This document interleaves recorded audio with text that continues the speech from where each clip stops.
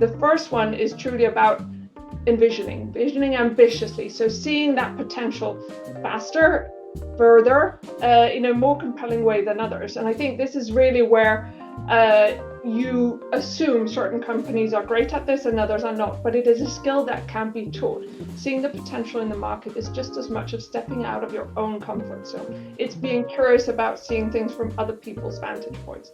This is the Leadership on the Rocks podcast, where we equip and empower leaders like you to thrive in and create harmony between your professional and personal lives. I'm your host, Bethany Rees, and in today's episode, we're going to be talking with Louisa Loran about how leaders can cut through busyness, expand their perspective, and create alignment that fuels transformation instead of just reacting to disruption. Louisa Loran has led transformative growth across some of the world's most respected companies, Diageo, Maersk, and Google. A strategic mind with a human lens, she has shaped industries by combining technological foresight with the courage to act before the path is clear. At Google, Louisa launched a billion-dollar supply chain solutions business, doubled growth in a global industry vertical, and led strategic transformation for the company's largest customers in EMEA, working at the forefront of AI, data, and platform innovation. At Maersk, she co-authored the strategy that redefined the brand globally and doubled its share price, helping pivot the company from traditional shipping to integrated logistics. Her career began in luxury and fast-moving consumer goods with Moet Hennessy and Diageo, where she built iconic brands and led innovation at the intersection of heritage and digital transformation. Across more than 2 decades and all continents, Louisa has worked across business to business, business to consumer, and global tech, bridging commercial impact with human-centered change. She also serves on the boards of Copenhagen Business School and Catacap Private Equity and is the author of Leadership Anatomy in Motion. And so we are so excited to have you on the Leadership on the Rocks podcast, Louisa. Thank you for being here. Lovely to be here, Bethany. You know, Louisa, I love how your career has spanned across a wide range of industries and cultures. I mean, you have a plethora of experience and wisdom, and I'm excited to learn from you today and just kind of sit at your feet and be like, tell me more. Well, you're absolutely right. I'm really glad to be here, and I continue to learn, and that's also really what has driven the decisions of my career. Just to elaborate a bit, I spent the first chapter of my career in consumer goods and luxury products at Moet Hennessy and then at Diageo, understanding consumers, brands, demands, both operating at global level, local level, all these things anchored out of more of a marketing and sales and innovation role. When I felt I had a good grasp of that, I wanted to challenge myself and I moved into a completely different industry. So I moved into Maersk, the company that most people recognize from containers moving around the world or passing ports, but truly a global enabler of trade. I landed there, of course, completely different culture, started in a similar functional space, but moved more and more into being part of defining the direction for the company. Because of course, with that background, I could bring in an understanding of what the customers wanted, how one could be great of service and transform that company from being only operational to be much more of an enabler of global supply chains. Man, and then you know what Sorry. What I'm hearing with all of that is you were never about finding comfort in a job. I love it. It's all about growth that, hey, I learned in this one position and I'm taking that knowledge and that wisdom and I'm applying it in a new situation. And you're just continually growing your leadership muscle. It's so amazing to hear.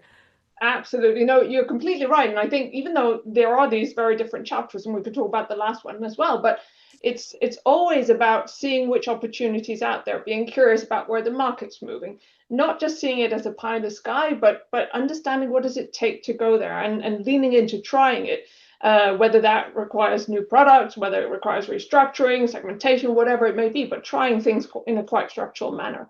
And then last, but absolutely not least, and I'm sure what has, let's say, taught me the most is understanding what courage is required to pursue these things. So many people say, here's a great vision, this is what we coulda, woulda, shoulda, but what does it take for someone to actually step into it? And I've been privileged to work with people, and that has taught me to find the courage within them and empower them to move forward. So that's really, let's say, the common thread of seeing the future, structurally going after it, but most importantly, finding the courage within. I love that, how you're pulling in. It's not just intellectual. And I think so often, we are a world society that loves self-help. Like, just tell me the steps and I'll do it. But there's so much more of that emotional side of having the courage to step out and do something new, hard, different. And whenever it doesn't go smoothly, to even navigate and persevere and have resilience in that moment. So that takes courage. I love it. I'm so excited. Which leads me to the point of, you've taken all of this experience and all of this wisdom, and you have written a book which is now available, Leadership Anatomy in Motion. So first off, congratulations. It's an amazing book, and I can't wait to learn more about it and have our listeners learn more about it. So can you just what prompted you to even write this book, Leadership Anatomy in Motion? Yeah, of course, happy to share. I mean, I built my career there, the consumer world, the operational world. I then went into Google, which is another significant change, and did global products, led an industry, and led strategic business transformation for Google's largest customers in EMEA. What I learned in all of these was that, well, I could come into a meeting room of executives or someone who had made a big commitment to the corporations I represented. And what truly made me be valuable for them was not introducing the latest technology or whatever it may be, but understanding some of those drivers of what held them back.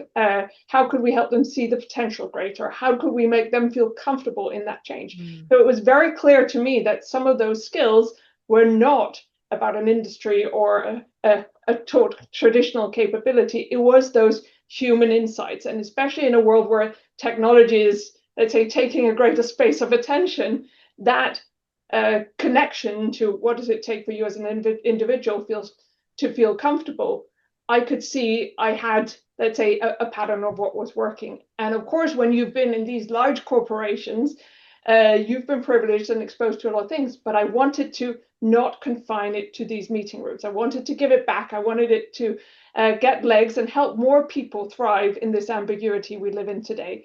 So it was, let's say, my fourth career chapter. It was a decision to say, I'm not going to find a fourth industry. I'm going to take all that I've learned and share it with people to hopefully motivate them to take their next steps. And I think that's what even validates you more as a leader. Not only have you walked the walk, you've done the work at major corporations across the world, might I add. But, true leaders are always the one, as John Maxwell would say, knows the way, goes the way, and then shows the way. And that's what you're doing by, sharing with us even today and through this book, is showing us the way. But I love even the title. And what you said, you've been in I just can't even imagine being a fly on the wall in these meeting rooms at Google. Like, everybody across the world knows about Google, right? It impacts, and we use it almost every day. We use their platform and their search engines and just all their products. But as you're sitting in those rooms, you're sitting here talking about the human side of things. And then your book title has anatomy, which is, hey, it's not just a checklist of tasks to accomplish, increased results, which is important. Execution is important. You're bringing this whole other element of anatomy, the human side of it. And I am here for it. I am so excited and ready. Yeah, no, thank you for pointing that out. And I think there is an acknowledgement that as the world changes and as we continue to see motion, and that's really why the in motion is there, the tool we always have with us is ourselves. And we actually have the capabilities within ourselves to choose how to engage with every single situation. So I wanted to truly bring it back to say, you have all the tools with you, but how can I equip you to use them more wisely? So in the book, I talk about 4 different behaviors, and I anchor all the lived stories within these. The first one is truly about envisioning ambitiously. So seeing that potential faster, further, in a more compelling way than others. And I think this is really where you assume certain companies are great at this and others are not, but it is a skill that can be taught. Seeing the potential in the market is just as much of stepping out of your own comfort zone. It's being curious about seeing things from other people's vantage points. It's understanding what could it be. So really reframing your question, or even just on the simplest level, if you want to practice this on a daily level, when you walk into a room, just try to focus your attention on the furthest point in the room or in the horizon or something like that.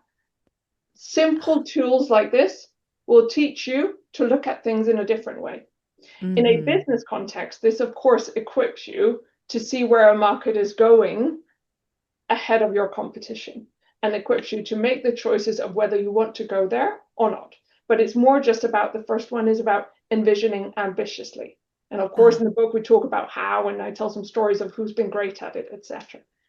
The second one is about expanding with curiosity. This is something that I must say was probably the hardest one for me, because I think all successful people, they're brought up and being told you're great and I expect you to deliver and can you da da da. So you learn to say, I got it. But really what one needs to do is to be open, to be curious, to leverage the collective intelligence that's available around you. And I both talk about people in different settings, but I also talk about technology and AI and other input like that. And the reason I talk about expansively is because every time you get this input, you can either choose to get completely confused, derailed from your own, or you can just take a breath. You can say, okay, I'm taking it in and I'm going to reset myself and decide what goes forward. So there's visioning, it's the I. There is your thinking expansively, which is your lungs. Then, of course, when you've seen that great potential, you see all these routes towards it, your partnering, your collaboration, etc. You need to make some choices. And this is where I talk about steering decisively. In the book, we use an icon of some arms, because I think this is where people forget that steering decisively is not an emotional task. It is a very strategic task of saying, I need to prioritize, I need to communicate clearly, I need to understand the drivers behind it, which may be emotional. But in this space, you need to make sure that you're actually more clear and you're staffing for the future, you're communicating for the future, you're leveraging your teams around you and understanding more the pulse of change than the actual, let's say, strict lines within people. So that's the third one. The fourth one, and the final one, is truly about embodying the change. And here I chose to take the icon of the spine. Once again, I think that as I was growing up in my career, I thought, well, again, stand strong, hold firm was the way forward. But reality is that with the amount of change, with the amount of knowledge we constantly absorb and learn from, it actually is that flexibility without falling over that is what defines great leaders. It is leaders who know when they are to lean in and lead from the front, those who know where to step back and actually create a space for you, but be more agile and flexible. And truly also acknowledging that this is, all of these are things that can be physically trained, and you can prep yourself and your body to be more ready to succeed in an ambiguous world. And I love the visual that you're giving us. Can you quickly recap the 4 behaviors and the body part that they align with, just so we can have it in one setting? Yeah, of course. There's envisioning ambitiously, which of course is the I. Then there's expanding with curiosity, your lungs, creating space for that. Steering decisively, which will be your arms that give direction. And then finally, embodying with presence, which is your spine. That is so good. I mean, if you think about the 4 core behaviors that we need, any kind of athlete that wants to win a prize, it doesn't matter the athlete. Guess what? Athletes, have to work their bodies out. They have to have that goal in front of them, especially to make it through the hard days. Yeah. And it's so important, that vision. And I think we do. You were talking about, you have to be able to see what's out there ahead of the markets, like learning to see around the corner, right? That is a skill set that you can learn. But for the most part, let me be the first to confess, I can't see the forest for the tree in front of me. Like I'm so stuck on this one thing that's causing me an immediate, amount of discomfort or pain. Yeah. That I often can't see something bigger and beyond that. And I love that you gave such a great application of start learning this skill. Like let's expand our eyesight so that we can start seeing around the corner. It's such a wonderful thing, because vision drives everything else. I mean, don't you think? Absolutely, absolutely. If you can't see it, it's very hard to steer towards it. I once had a great coach who kept saying to me, "What else could be true?" Ooh. And you are absolutely right. I use that with my kids all the time. They're like, and then he said, and then I'm like, what else could be true? And just framing it that way, because it's like saying to someone else, imagine, da, da, da, I want you. You can't force people to see things different, but you can invite them to gain a new perspective. That's so good. All right, I wear glasses, and whenever I take my glasses off, like you don't want to, I can't watch the TV, I can't drive, I can't do things. And so often, whenever people are saying, "Hey, look over here and look at this thing," I'm like, "Hang on, let me make sure I have my glasses in the right spot so I can see." And so often, I can't take off my glasses and hand them to another person and them have the same vision. We all have different lenses and different perspectives, and I think it takes such humility to say, I have to recognize that I see things one way. I have Yeah, strengths in this point of view, this perspective, yeah, yeah. but I can't be arrogant enough to say, I'm right. Don't you see what I see? You have to expand your vision to say, what else are you noticing? What do you see? What's your perspective? And I think that's what's been so healthy throughout my career because I've truly been with great leaders and I've worked with great Mhm. companies, and all of them have been so successful and therefore believe that they had the full truth. And they were not incorrect, but it's nuances and it's Mhm. perspectives. And I think this is really where I have physically moved myself to understand things from different sides. But there are choices that one can make not to stay in that same track for sure. Oh, that's amazing. All right. So now, as we go to expanding, I love that you were talking about bringing other people on board. You have to recognize that you don't know it all, right? Even the best athletes. I'm thinking one of the easiest ones is Michael Jordan from the 90s, basketball player. Yeah, Pick any yeah, Olympic athlete. They still have a coach. They have someone who still pushes them, helps them, brings in a different, we talked about perspective already, but different skill sets to help expand that knowledge and that wisdom so that you can start steering, which is the next one. I'm seeing how it's all connected. Number one, I see your beautiful unfolding of all of this, but the expanding of the lungs, the yeah. expanding of your circle, why is that so important? I think if I may, I'll just tell the story of working in more traditional companies where there is clarity and there's hierarchy and you kind of know your space and you contribute towards that. And then if you're someone like me, you land in an environment that's more built in, let's say, a technology enabled world such as Google, and it's completely built on collective intelligence. You suddenly have everyone contributing with their own perspective. And Hmm. at first you're like, oh my God, this is so confusing and who's going to do what and why are you doing what you're doing? But it I had to stop myself and withhold judgment because I didn't know where they were in their process. I didn't know what they were going to end up with before I started to assess what was really relevant for me. So all those that say, yeah, we steer and then afterwards we're going to be open, then actually you've cut out a huge potential to learn from those around you. And I Hmm. think especially also when we look at some of the companies that are truly accelerating now, they are very, very good at saying, I am great at this piece, but I trust someone else for this very important component of my, let's say, my supply chain or my product, whatever it may be, because I can focus my attention on what I need to be great at. And I trust someone else for this one. And that's Hmm. really how many companies of a newer age have grown faster than many of the great traditional companies. If you're enjoying the Leadership on the Rocks podcast, be sure to subscribe and follow so you don't miss a single episode. Also, be sure to rate the show. We hope to earn 5 stars in serving you in leadership, and through your ratings, it'll help us get the word out about what we do here at Leadership on the Rocks. Now, back to the show. You are hitting the nail on the head. And you know what I'm thinking about? I'm an entrepreneur now, right?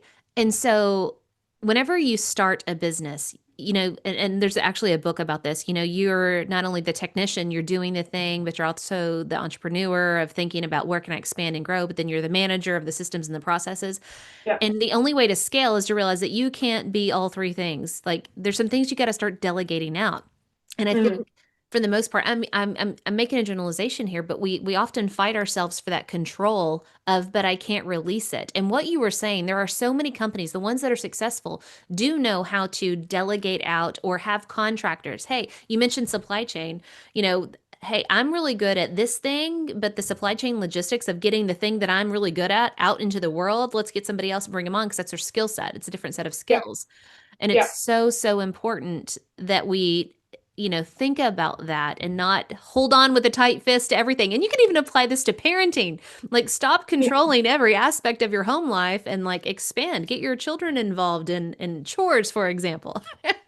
Yeah, and a little bit back to the whole anatomy point, and I think this is also really important because you can also be too open. you can be too open to influence. And especially today, where news wants to tell Oh, you a new story every single day. If you could look at some of the larger currents of change, actually, it's a very different takeaway versus reading every single beat. So I think that's where you need to say, okay, I acknowledge that, I listen, I'm open, but I decide myself which of my own assumptions I'm willing to change and how I now build up a new narrative. It's not a new truth, it's a mm-hmm. new input. I love it. You know what I'm thinking of? Just to go with the lungs, right? Because this is the parallel. The lungs Yeah. is whenever you're in fresh air, breathe it in. But if you're somewhere stinky, hold the breath. Don't allow it Exactly. to come into your body. I like that. I'm so And literal. everyone can relate to a memory about that, right? That's right. Whenever you're breathing in, expanding, right? If it's good air, take it in. If it's not, hold the breath. All right. So now let's dive in a little bit deeper on steering. We've got the arms. We have vision. We know where we want to go. We know who we're bringing on board because we're expanding our team and things like that. So now steering, getting there. And you said that this is less emotional and more strategic. So can you help us, like emotional creatures like I am, Yeah. realize how to play this one with steering? Yeah. No, it's quite funny because obviously I'm a very, let's say, emotional person. I have a big heart. This has been empathy has been a large part of my life and will continue to be so. However, I am also very firm when decisions need to be made to achieve a certain goal. Say, for instance, in an organization where you either have to reduce headcount or where you are doing a significant transformation. I think one is doing a disservice by not being clear on actually what is required for the future, either different skills or more, let's say, lower cost and therefore lower headcount in order to actually achieve profitability and to exist.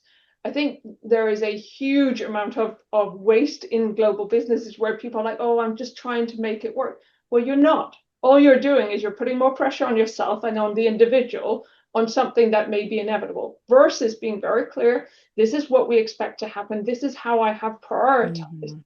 And this is how we are going to sequence it. And then being clear why some people are maybe change makers and therefore their role is to, let's say, create the wake and these are the followers, but at the same time be very explicit on where one is going. So it's not that you can't, and you should, of course, have emotion in your conversations in this space, but your decisions should be made with your head. Mhm. Oh, I love it so much. We talk a lot about on the show mindset, right? And mindset is your thoughts. Your thoughts will then turn into your feelings. Your feelings will turn into your actions. It's all about capturing your thought first. If Mhm. we are, and it's okay to say I have emotions. We all have emotions, but you cannot make emotional decisions because your emotions can lie to you so often and Yeah, lead you down a path that is not good nor healthy. And yeah, so I love that you're like, back it up, think through this about what decision you need to make because ultimately you're hired to do a job to execute, whether it be increase profits, scores, whatever, services, whatever it is that you do in your industry. But it needs to be based on the thinking brain of data and strategy and all of that. And then the way that you approach it, because again, thoughts go to feelings, then you approach it softly with how you then deliver it. I love it. yeah. It's so good because I tend to I can operate emotionally. I can think with my emotional brain of just I want everybody to feel good. I want it to be nice, but actually that can be so detrimental and that can also Yeah. lead to so many other problems. Exactly. And I think, again, one thing is in business where these may have, let's say, larger structural changes, but it's just in any decision in life. If you know it has to happen, be clear with yourself, this has to happen, and why does it Hmm. have to happen? Instead of, let's say, having it grow in your mind. And I think what we also find in this space, in steering, in organizing, in driving this structural change, it's really the vulnerabilities that get in the way. It's not real problems. So that's why I talk about, let's say, Hmm. decisively and non-emotionally. It's not because emotions can be, let's say, numbed, but be careful that they don't steer it. Be honest Hmm. about where it comes from. Here's what I was thinking, right? Every time that I talk to someone on this show, I'm thinking about personal application for me, and I hope that doesn't come across as selfish. But as you were talking and giving that truth, I can see it in business. But let me tell you what I was thinking personally. Let's Yeah, go with exercise and working out. We know we need to take care of You're sitting here Yeah. talking about our leadership Yeah. body essentially. And my emotional brain is, I feel tired today. I don't want to work out. That's my emotional brain. Yeah. But the steering part, if I'm like, no, I'm supposed to steward, take care of my body, Yeah. even though I don't feel like it, I'm still Yeah. going to have the self-discipline to do it because it Yeah. matters. And that's Yeah. where I went. So from business to the Absolutely. personal side. Absolutely. And I talk a lot about in the book as well, understanding the pulse of change. So, who Mhm. are those people that will help you work out? Where will the momentum be generated? And it's okay to join that, not to just find it the hard way, but actually see here's some change. Here's a group class that I really have fun in as well. So let me join there, or find a time that makes it easier. But be very strategic about how to make this happen. Oh, it's so good. All right. So now let's get to the back one, embodying, and it is the spine. And I love how you're saying, or whenever we think of a spine, a backbone, we think of being rigid and being strong and all that stuff. But I love how you turn that on its head and say, actually, you want your spine to be pretty flexible and know how to move and bend. And think Mhm. about that. I mean, if anybody who is, I'm going to use the little phrase, down on their back knows, oh, I wish my spine would move. And it makes perfect sense why we need this in business. So expand that a little bit more with the embodying and the spine. Absolutely. And I think it's also back to that. There are so many sayings in business, I've got your back, or Oh, stand yeah. tall, or all these type of things, when really, if we think about it ourselves, this is a tool we can work with, we can use. And it's also the one where we can most clearly show whether a fear is hitting us or not, or whether we're comfortable in our own stance. So I share some stories about people who have actually chosen to define their own future, not been afraid to be knocked down. And Mhm. I think there's a lot of this, which is also understanding the difference between when you're, for instance, training to survive versus training to thrive.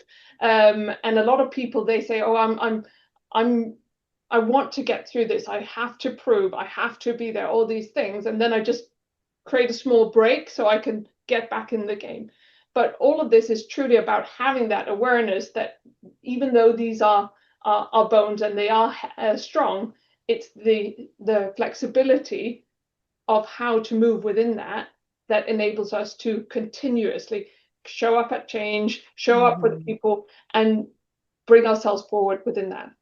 Oh, that's so good. And the one thing that I think everybody listening can agree on, change is constant, right? Yeah, And if you don't learn how to bend and adjust to that, you will, as the saying goes, break. If you're yeah, too rigid, it'll break. And we yeah, don't want yeah. that. Oh, No. I just love it so much. So leadership anatomy, I love that visual. I think it helps anchor our learning so, so much. And so now we're talking a leadership anatomy in motion. Now we're taking motion. We're going somewhere with this. So now let's back up as we kind of come to the end of this thought. How does this help us cut through busyness? How does this help Yeah. us, really stop doing stupid things and the busy work that we're all caught in? How do we get over that? Well, I think for me, this is a behavior, a muscle, a set of behaviors that one can be trained. And I personally, I love change. I love lots of stuff because I grow continuously through it. So it is, as one trains this, you do not Mhm. see these as barriers. You become more clear on saying, okay, these tasks that were given to me, what's the role of them? Are they part of a change journey? Do I have to just quite not spend emotions on understanding why they are what they are, but just get them done? Or actually, is this an input? Am I trying to learn here? Am I trying to expand, etc.? So you get very sharp and therefore more effective, and spend less time, let's say, winding up thoughts in your head, and being Mhm. able to steer within all of this. I think what I'm also really seeing is that a lot of people in today's day and age, they read all these books and they say, okay, I now have a description of how one should ideally be, instead of saying, how do I train it within myself to continuously face whatever comes my way? That's so good. As you were saying, asking all those questions, I'm like, the reflective part of that helps you really see, and it goes back to all of your parts, helps you really see what's going on here Yeah, because we can get so stuck in reaction mode of I see the tree in front of me.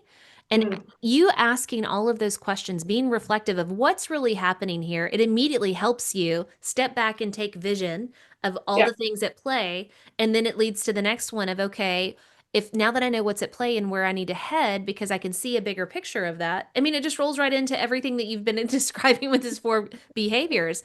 But how you get out of reaction mode is reflecting and asking those questions, and it ties into now envisioning, getting the vision, and then I'm expanding, and then I'm the next one. What was the third one? I Steering. just went Steering. steering, actually getting it done, and then Yeah. embodying. It just leads into Yeah. everything. I love Yeah. how And you taught your brain to reflect first. exactly. And I think life is changing, uh, our situation, family, societal, whatever it may be, and business is continuously changing. And as I said, I think technology is confusing a lot of people these days. Mm. So sharing quite a few stories of, let's say, some of the drivers of this, not the experience, etc. But I think Mhm. that it is truly about understanding how one has to acknowledge that any transformation starts with yourself. If you are not willing to Yes. change yourself, stop wasting your company's money, your kids' attention, Hmm. whatever it may be, because actually it is you who has the control of understanding what stays from the past. What do I need to just check in with myself on, and how do I build in a new narrative that's going to shape the future? Oh, you are getting to the heart of the issue. So often we can buy the plug and play systems, what we think is the magic bullet that's going to just fix it all, right? How many thousands of dollars or thousands, millions of dollars are wasted on programs of, yeah, we'll just implement this new program. It's going to be great. It's going to Yeah, fix all our problems when you yeah, never changed yourself in that process of how yeah. you do things. So you're I, hitting the nail on the head. I love it. I can tell you, I do executive advisory now, and I have some amazing people I work with. Of course, they are keen to evolve, and they have tried many things, and they've failed, but they've also succeeded, and they just have this feeling that there could be more. What is really interesting is about this is, of course, that we end quite quickly up with conversations about themselves and what's holding them back, and what they actually want to achieve in life, what legacy they want to have. And once these pieces fall into place, it is very easy for them to then say, and of course, this is what I have to do for my company. Hmm. Oh, I love it. So good. All right. So, Louisa, as we think about all the things that you've said, it's amazing with the four core behaviors and how to get out of busyness and reaction mode. What are some key takeaways for our listeners that they need to apply so that they can grow in their leadership? Like they can literally make this change today and tomorrow. What are some key takeaways? Well, of course, I hope that they will, let's say, enrich themselves with more stories from the book and join in on the conversation, because, of course, we all need to continue to learn on this. I think the core takeaway is truly that you have the ability to define the future yourself.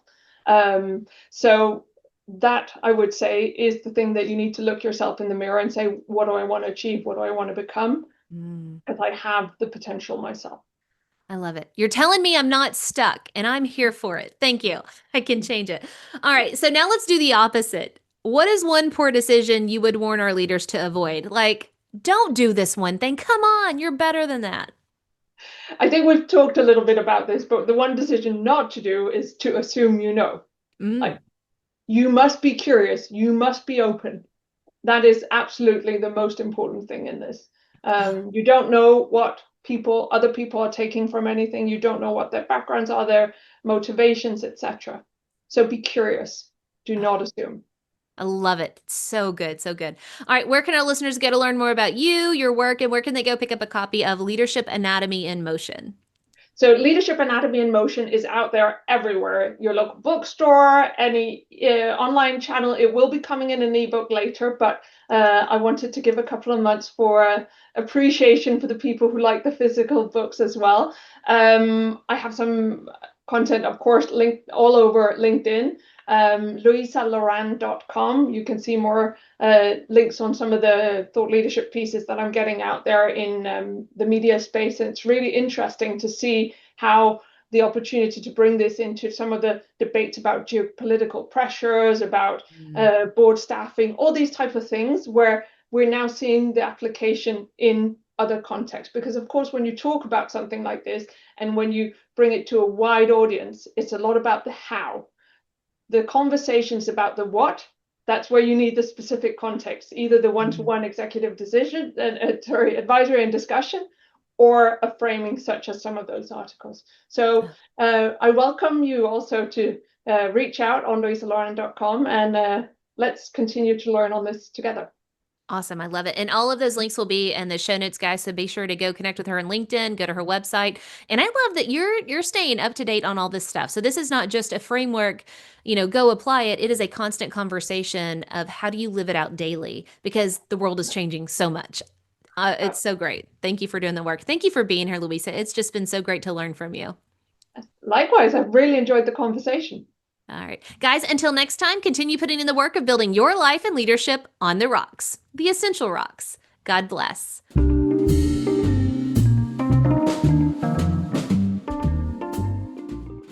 Remember, the most essential rock you can build your life and leadership on is the rock of Jesus Christ.